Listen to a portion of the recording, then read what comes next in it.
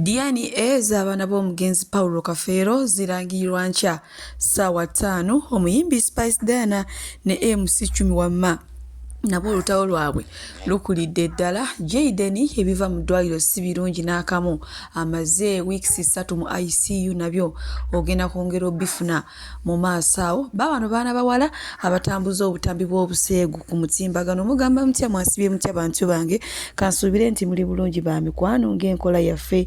Mbasaba video no mugimpe like era nensaba gwe wenna atannaba kusubscribinga wano ku Suvie News Extra nti mukwano subscribinga era onyige notification bell olemesibwanga byonna byemba nteekayo wano ku Suvie News Extra. Nyongera okusabirako mu mwenna abalwadde abakosefu nti sabisa kya Mukama ate kibatuukeko ba mikwano. Suvie Airport Pickup and Transport Service banange tutambuliza ddala ate abantu. Sheikh Ashrafu Dembe musomi wa dduwa akola ku nsonga z'amaka, oyagala kufuna butuuze bweru business nga tezitambula bulungi mukubireko naye Wamma agenda kulombera edduwa. Munange sigenda kuluyisa bwenti okutandise ne Spice Diana ne MC Chumi. Munange okuva babadde bafuna obutakkaanya, omanyi ba MC Chumi yagenda nako oluyimba gw'okutegobba. Spice Diana munaye ndowooza ne lumusanyula n'agamba tulukole mu remix, naye olwalukola mu remix awo ne basooka ne bafuukamu ab'omukwano katono, naye gye byasembekera nga beerangidde biyitirivu nnyo era nga n'oluyimba balusangudde wonna olwo lwe bakola mu remix. Kati okuva olwo babali tebaddangamu sinkana naye besinkanye olunaku lwejjo laba ekyabaddewo MC Chumi ne Spice Diana banange.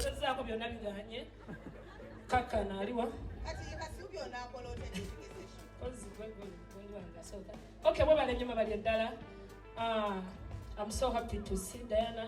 Respect, big up, I love you so much. And everyone, big up.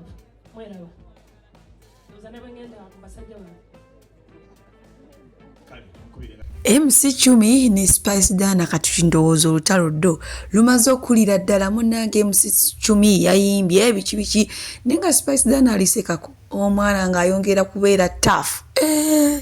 Osaagano ne Spice Diana yanyiize n'anyiiga paka. Munnange bwe nkuzzaako eno ku famire y'omugenzi Paulo Kafeero omanyi abaana baali babajjako DNA naye ekiriwo DNA enkya lwakuna we zigenda okufuluma we tugenda okumanya ani mwana wa Paulo Kafeero ani abadde amwesibako webyo. Era gwe ssaawa 5 ez'emisana olaba zituuse munnange tandika ate onoonye DNA z'abaana ba Paulo Kafeero zigenda kubanga zimaze okufuluma. Kati oba swaze munnange mukwano gwange oyo oba ali kukiba nange buno obudde ibana batandise dde okugamba mbu swaza akaliro kawulira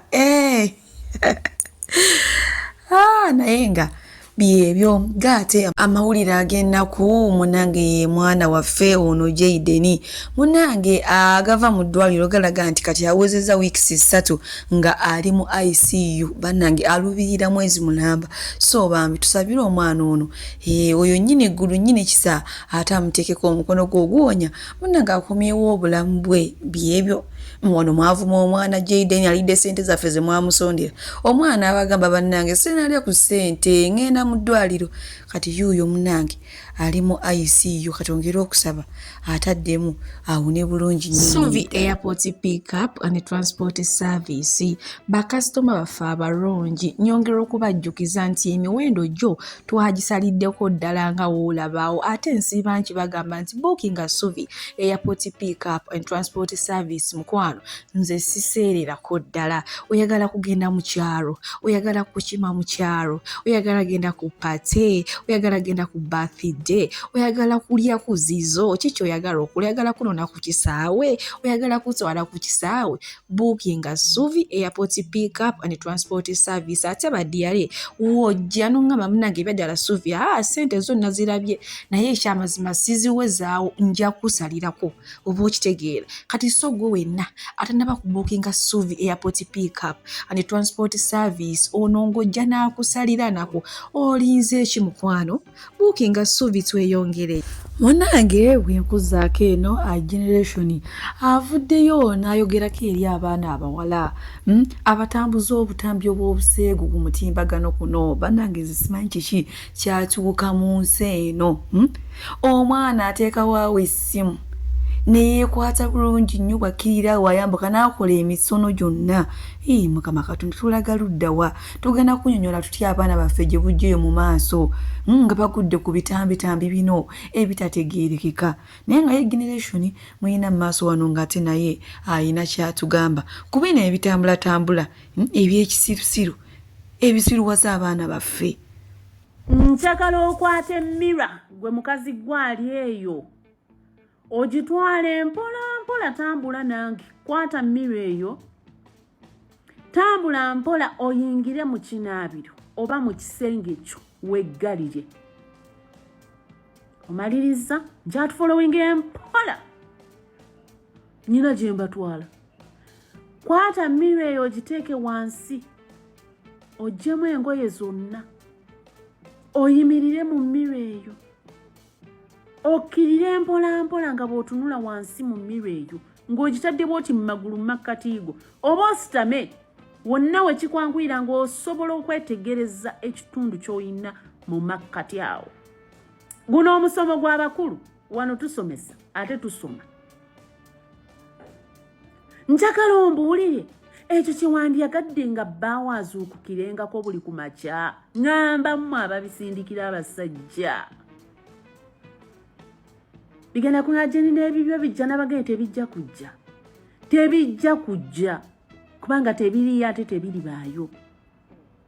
Nkubuuzizza nabalisomesa ne mbaga nti ekitundu ky'omukyala kye kisinga okubeera eky'ebbeeyi ku mubiri. Naye ate wano okitunuddeko noga nti ekyo kyewandyagadde bbaawa aggulewo bw'ati essimu ky'abasanga ku makya. Mukuba abasajja ebisiraani. Baboyfriends bamu abasajja baakabakwana. Omusajja akuwanya ekitiibwa nga genti nsindikirako n'omugaa sijja ojja kwerabirako. Ayanguwa na sipiidi yeerabireko. Gw'okisindikidde aga nti bwe luti bwe lufaanana. Kikafuuhi ndagawa. Tulabika bubi. Ebitundu byaffe birabika bubi. Abamu ku mmwe babalimba bannange wakula bulungi, bannange wabala, bannange nnyonnyonnyo. No. Ekyamazima kiri nti ekitundu ekyo kirungi, kyekisingayo okuwooma, kyekisingayo okukola. Bulamu bwa musajja, bulamu bwa mukyala, bulamu bwa buli kintu. Ogwo guba guggwa.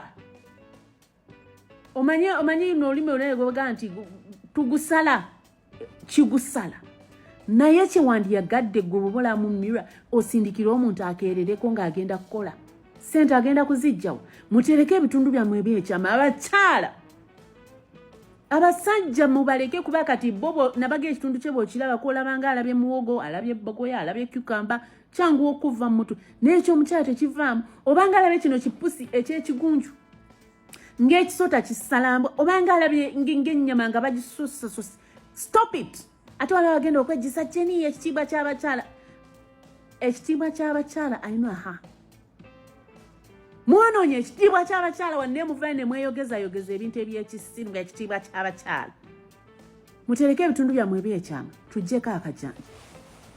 Abalwana mulwane, abayomba muyombe, mwatutamiza agatundu gammwe. Abalungi abatuwuliriza era abatulaba, olunaku olwaleero tukyaddeko ewa Sheikh Ashraf Dembe.